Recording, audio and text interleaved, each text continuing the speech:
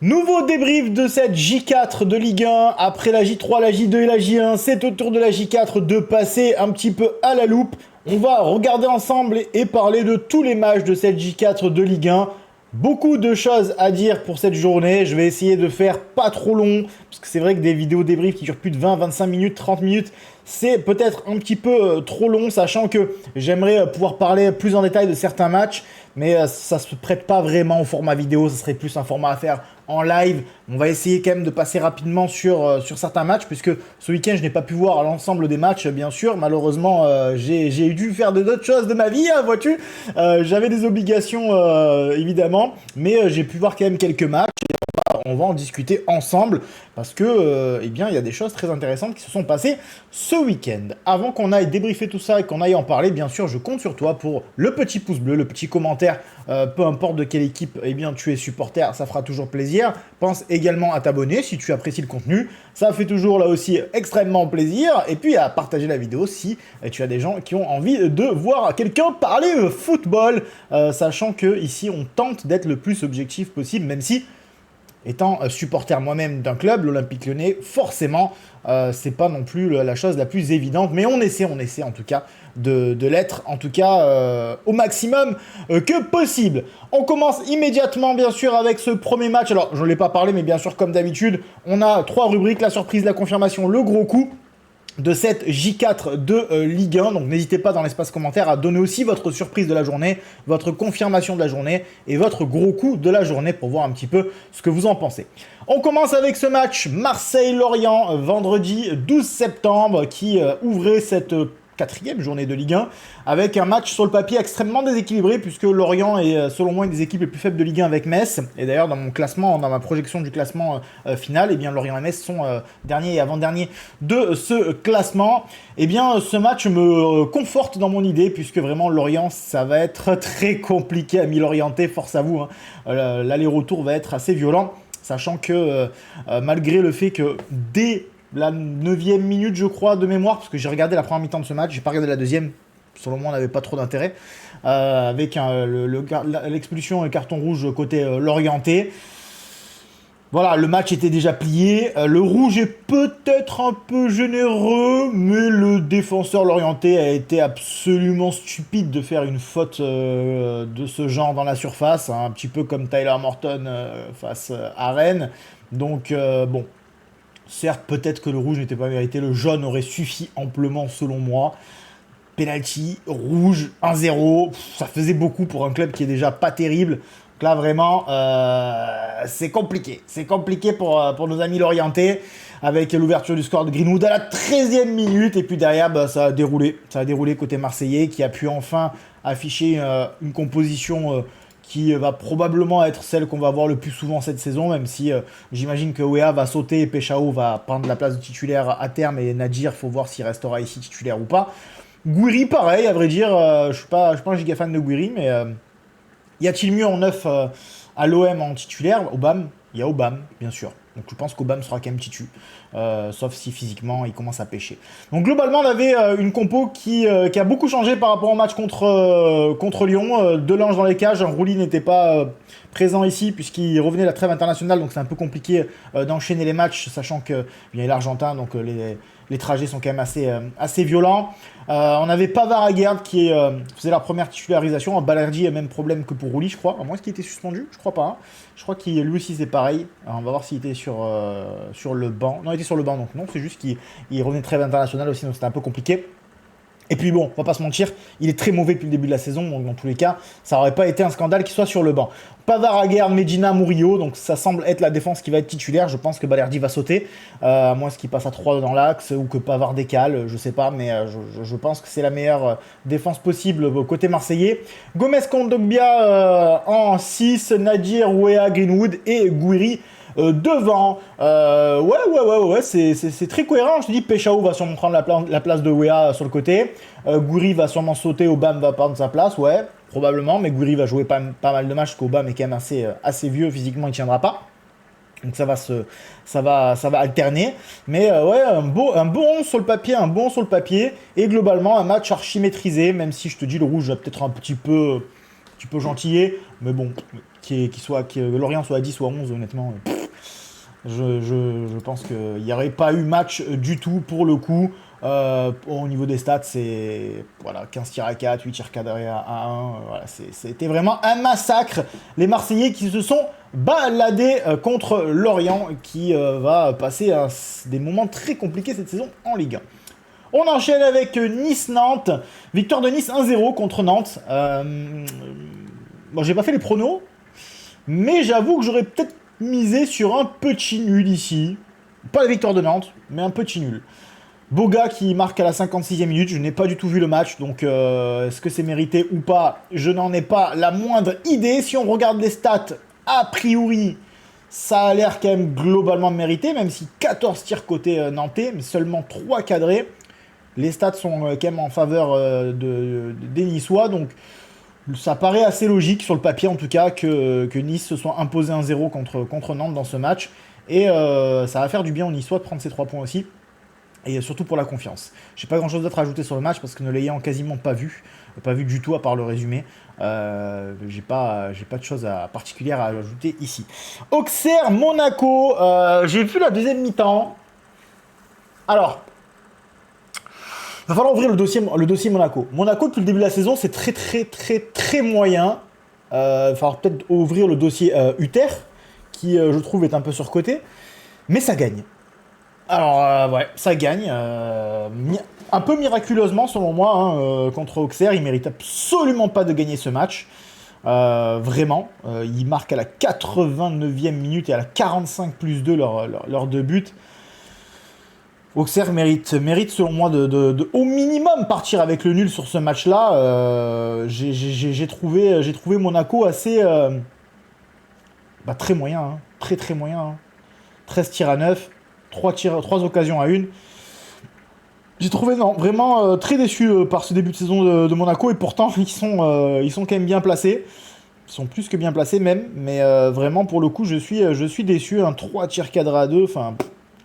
Non, c'est compliqué à voir jouer Monaco. Je pense que ça va craquer à un moment ou à un autre, parce que ça peut pas continuer d'enchaîner des matchs avec un contenu aussi bas, aussi faible, et continuer à prendre les 3 points à chaque fois. C'est pas possible. Ce n'est pas possible. Je vois pas comment ça va tenir si le niveau de jeu ne s'améliore pas dans les prochaines semaines. On verra bien. Mais malgré tout, ça fait 3 points à Auxerre, et aller prendre 3 points à la Baie des Champs, ça va pas être facile pour tout le monde cette saison non plus. Lille-Toulouse, victoire des Lillois dans un match rocambolesque, puisque Lille perd 1-0 jusqu'à la 90e minute.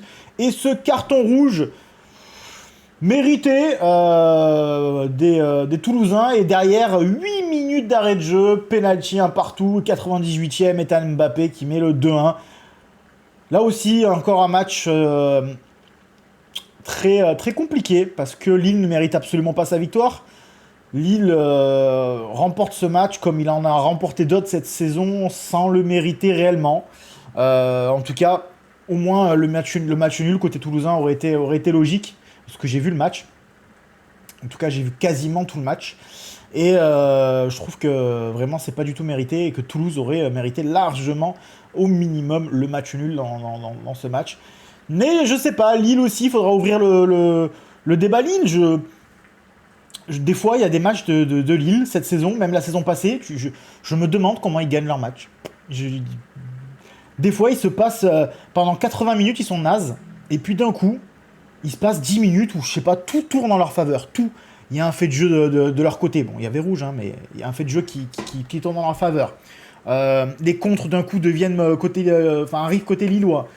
Il se passe une dinguerie du côté de l'équipe adverse. Ils marquent un but sorti de l'espace. Un joueur qui a été nul pendant 6 mois, il arrive, il marque un... Enfin, je sais pas. À chaque fois, je regarde le LOSC jouer. Alors, souvent, pas à chaque fois, j'abuse. Je suis surpris de voir comment ils font pour gagner leur match. Ils ont un bel effectif, ils ont de beaux joueurs, mais dans le contenu, là aussi, c'est pas assez cohérent, c'est pas assez intéressant. Il y a pas grand chose de montrer. Alors ils ont gagné c'était contre Lorient il y a 2 semaines, dans un petit match de tennis. Mais Lorient va prendre des fessées par à peu près toutes les équipes de Ligue 1 cette saison, donc c'est pas c'est pas vraiment un problème. Mais là, ouais, là sur ce match-là, vraiment, je pense que les amis toulousains, là, vous devez l'avoir mauvaise. Hein. Vous devez grave l'avoir mauvaise parce que perdre ce match-là, c'est waouh. C'est waouh, c'est waouh. Alors là, si tu regardes les stats, tu dis, bah attends, Susu, quand même, 2.2 d'XG à 0,8, 20 tirs à 9, 5 tirs cadrés à 4. Bah oui, bah, 20 tirs, mais si tes tirs, frérot, ils sont envoyés à 600 km au-dessus des cages, on s'en fout. La stat, c'est qu'il y a 5 tirs cadrés à 4. Ça, c'est intéressant. Ça, c'est intéressant de voir ça. Et puis les XG se sont envolés au moment où eh bien, les Lillois ont eu un penalty qui rapporte un d'XG, je crois, si je ne dis pas de bêtises. Donc ça fausse un petit peu les stats, si tu regardais que les stats. Mais si tu as vu le match, si tu as regardé le match, je suis pas sûr que, supporters lillois, vous pouvez me dire que vous méritez la victoire sur ce match-là. Peut-être pas la défaite, hein. Un match nul, peut-être. Peut-être ça aurait été plus ou moins cohérent. Mais la victoire, je suis pas sûr. Ceci étant dit, c'est quand même une victoire, 2-1, et Lille qui continue de prendre les points, et qui est, si je ne m'abuse, on regardera la fin de seconde de Ligue 1 au moment où je tourne cette vidéo. Brest PFC, le PFC qui gagne 2-1 à Brest, hein, je vous l'avais dit dans ma vidéo sur le classement de Ligue 1, Brest va vivre une année très compliquée, le PFC devrait se maintenir assez facilement, je vous l'ai dit aussi, puisque j'ai vu qu'au milieu de terrain et devant, ils ont des possibilités que les autres clubs dans leur domaine n'ont pas. Eh bien, ils ont gagné 2-1 dans ce petit match à Brest, ils menaient 2-0, ils se sont fait un petit peu peur, mais globalement, plutôt mérité. Ceci étant dit, comme je vous l'ai dit dans ma vidéo sur le classement de Ligue 1, Brest, ça va être très dur, hein. Ils vont se maintenir, je pense, mais ça va se jouer aux dernières journées et ils vont vivre une saison très très compliquée. Metz-Angers, un partout. Alors là, j'ai pas vu le match, donc je ne vais rien dire. Juste Metz qui ne perd pas, et ça c'est plutôt positif, et sachant que Angers, eh bien Lyon, on va les recevoir vendredi prochain. C'est inquiétant aussi, hein. Ils ont perdu le pôle, mais il y a des équipes pires qu'eux, donc je pense qu'ils vont se maintenir aussi. Et notamment Metz, du coup, qui devrait être dans la charrette avec Lorient en fin de saison. PSG Lens, j'ai vu le match, 2-0, 2 super buts de Barcola, un penalty refusé à Thauvin côté lensois, selon moi. Mais globalement, la victoire est méritée côté PSG. Qui a maîtrisé le match, qui a perdu Kvaratskhelia sur blessure, peut-être encore un blessé en plus pour le match contre l'OM et les matchs en Champions League. Ça commence à faire beaucoup. Ils sont en train de payer leur saison incroyable de l'an passé, et c'est logique, hein, je sais plus, 60 matchs ils ont dû faire, même un peu plus l'an passé, donc forcément ça va être payé à un moment ou à un autre par les organismes, c'est impossible. Qu'il n'y ait pas de blessés, donc là ils sont en train de les payer avec Doué, Dembélé, Kvaratskhelia et d'autres qui se sont... Fabien Ruiz aussi qui a été un petit peu inquiété lors de la trêve. Donc forcément, ça va être un peu plus compliqué pour Paris, mais 4 matchs, 4 victoires, déjà premier de Ligue 1, sans avoir forcé au début, vraiment, eux ils sont tranquillous. Lens intéressant, mais Lens... voilà, qui, je pense en tout cas, n'avait pas la possibilité d'aller gratter une victoire à Paris. Peut-être un match nul, hein, si le péno sur Thauvin est sifflé, peut-être que ça change quelque chose. Il y a eu aussi une grosse occasion qui passe juste à côté du montant de Chevalier. À Chevalier aussi qui fait un arrêt sur un coup franc direct qui a été frappé pile sur son torse. Donc il y a eu quand même des possibilités, donc peut-être que Lens peut avoir quelques regrets de ne pas avoir potentiellement accroché un match nul. Mais bon, c'est compliqué face à Paris, et même un Paris diminué, reste un Paris supérieur à absolument toute la Ligue 1. Strasbourg-Le Havre, 1-0 pour Strasbourg face à Le Havre. Là aussi, on va ouvrir le dossier Strasbourg. Le club qui peut se permettre de recruter 20 joueurs grâce maintenant à Chelsea. On faisait beaucoup d'émissions et de débats sur la multipropriété avec Textor à Lyon, notamment avec Botafogo, qui au final a été plus en défaveur de Lyon que de Botafogo. J'espère qu'on aura les mêmes débats, et ça commence à venir avec Strasbourg et Chelsea. On est quand même dans un paradigme là qui est bien plus important que celui de Lyon et Botafogo. Là, il se passe quand même de sacrées dingueries côté strasbourgeois. On a Emega qui vient de signer pour 7 ans à Chelsea. Il est capitaine du club. D'ailleurs, les ultras strasbourgeois ont mis des banderoles contre lui. Ça a gueulé. On a Enciso qui a signé, on a Chilwell qui a signé, on a 15 autres joueurs qui ont signé. Ouais. Bah tant mieux pour vous, hein, Strasbourgeois, hein, vous allez avoir une belle équipe, hein, c'est sûr, mais bon. Je sais pas. C'est très très surprenant. Et je pense qu'à terme, il y aura forcément des choses qui vont se mettre en place pour éviter qu'il y ait autant d'entrées-sorties entre différents clubs satellites. Parce que là, c'est un peu compliqué quand même. Hein. C'est un peu compliqué quand même quand tu vois le nombre de joueurs qu'a signé à Strasbourg. Mais enfin bon. Ceci étant dit, sur le match, eh bien, Strasbourg qui, encore une fois, comme sur 3 matchs sur 4 depuis ces débuts de saison, eh bien, gagne à la toute fin du match. Hein. Ça fait déjà 3 matchs que c'est le cas. 2 fois entre la 80 et la 90e. Hein, je sais plus, 82, 88, je crois, les 2 derniers matchs. Pas celui qui perd contre Monaco, mais ceux d'avant. Et là, pareil, 91e, but sur péno, 1-0. Ça gagne, le contenu n'est toujours pas là, c'est très très très moyen, mais ça continue de gagner. Alors ça gagne contre des équipes, si on veut être honnête, assez faibles, hein. Ça bat le Havre, il me semble qu'ils ont battu, c'était qui en première journée de Ligue 1, le PFC, ils ont joué quasiment que des ou Angers, je ne sais plus, mais en tout cas ils ont joué que des équipes très moyennes. Hors Monaco, ils ont perdu, même si c'était peut-être pas mérité pour le coup, mais pour les 3 matchs que j'ai vus aussi hors Monaco, c'est extrêmement poussif, hein. Je les ai vus aussi en qualification de Conference League. C'était très très moyen, voire nul. Par rapport à l'effectif qu'ils ont, on s'attend à mieux. Maintenant, il y a tellement eu de modifications, de joueurs qui sont arrivés, de joueurs qui sont partis, de changements, que ça va peut-être demander un peu de temps au coach de réussir à mettre en place tout ça. Mais on en attend mieux, et c'est une équipe qui a claqué plus de 100 millions, 120 millions sur le mercato. Donc c'est une équipe qui se doit de jouer la Ligue des Champions. Hein, on n'est plus sur un petit club, on est sur un top club de Ligue 1. On est sur un club qui a d'énormes moyens, qui a un énorme effectif, que ce soit en qualité ou en quantité. Très jeune, certes, mais un énorme effectif. Donc on est sur une équipe dont on attend au minimum la qualification en Ligue Europa, voire d'aller chercher la Champions League cette année. Donc on va être exigeant avec Strasbourg, et pour l'instant, force est de constater qu'ils prennent des points, mais qu'ils sont très moyens dans le jeu, et que ça ne suffira pas s'ils veulent accrocher quelque chose cette année, parce qu'ils vont forcément se heurter à leur limite face à des équipes plus intéressantes et plus grosses, parce que pour l'instant, c'est pas suffisant dans le jeu. Ça passe contre le Havre, ça a passé contre Angers ou le PFC, je ne sais plus, en début de saison. Ça ne passera probablement plus contre les autres équipes qui seront bien plus costauds. Bah, d'ailleurs, on va regarder ça. Bon, mais c'est terrible, je suis en train de regarder leur parcours. En fait, ils n'ont pas joué le PFC ni Angers, ils ont joué Nantes, ils ont joué Brøndby, Le Havre et Metz. C'est le calendrier de Strasbourg, c'est waouh. Ils jouent toutes les pires équipes de Ligue 1 en début de saison. Metz, c'est nul. Nantes, c'est moyen. Monaco, ok, juste Monaco. Le Havre, c'est nul. Le PFC, c'est un promu, c'est pas mal, on verra à l'extérieur. En vrai, on verra, ça peut être intéressant. Et enfin, ils vont commencer à jouer des grosses équipes à partir de fin septembre en jouant contre Marseille. Derrière, ça joue Angers-PSG. Donc là, il y a Marseille-Angers-PSG qui va être intéressant pour Strasbourg, pour voir où est-ce qu'ils en sont. Et Lyon. Voilà, merci. Ils ont enfin des grosses équipes qui vont venir face à eux. Parce que là, vraiment, ce début de saison, waouh! Le calendrier était plutôt positif, hein, de leur côté, et tant mieux pour eux, ils vont prendre des points, ils ont pris des points, c'est bien, mais purée, ils ont vraiment eu un très très bon début de saison en termes de calendrier, nos amis strasbourgeois. Bref, c'est victoire 1-0 contre Nantes. Et pour terminer, Rennes-Lyon, j'ai fait une vidéo débrief entière sur ce match-là.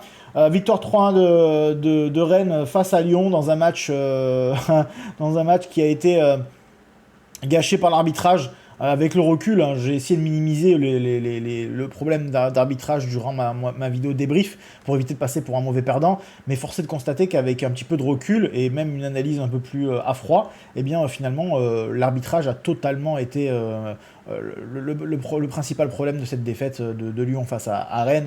Moi je vous le dis, sur ce match-là, c'était un vol en 4K 120 FPS par Frappard et Buquet. Voilà, Stéphanie Frappard, moi j'en ai déjà parlé dans ma vidéo, et je pense que elle fait l'unanimité dans tous les clubs de Ligue 1.